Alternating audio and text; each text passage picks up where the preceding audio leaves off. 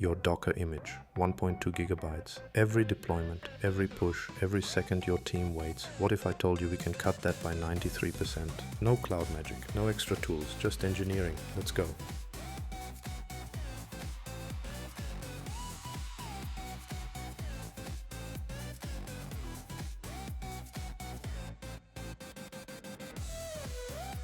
Here's the dirty secret. Most Docker images ship a compiler, a package manager, man pages, Perl, 400 packages you never asked for. Look at this, 431 packages. All of them sitting in your production image. You're not just paying in disk space, you're paying in attack surface. Every single one of these is a tool an attacker can use against you. One container builds, another one runs. Here's the old way.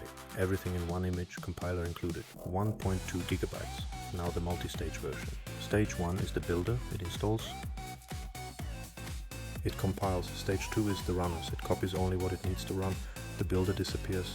It never makes it into the final image. One Docker file, 2 stages, 180. The lean runner survives. Change the tag, that's it. Same Python. Python 3.11, 1 gigabyte. Python 3.11 Slim, 130. Python 3.11 Alpine, 57 megabytes. The whole operating system is 5 megabytes. One caveat, Alpine uses a different C library, so some packages won't install from binary wheels, like numpy. It just errors out. Fix it in your builder stage and you're done. No shell, no package manager, no ls, no cat, no curl. A hacker breaks in and finds nothing to work with. No tools, no way forward, just a dead end.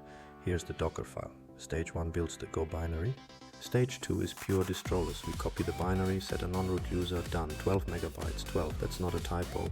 2 quick wins. First, dockerignore. Your Git history, node modules, test folders, docs, none of that belongs in a production image. Second, layer order. Wrong way.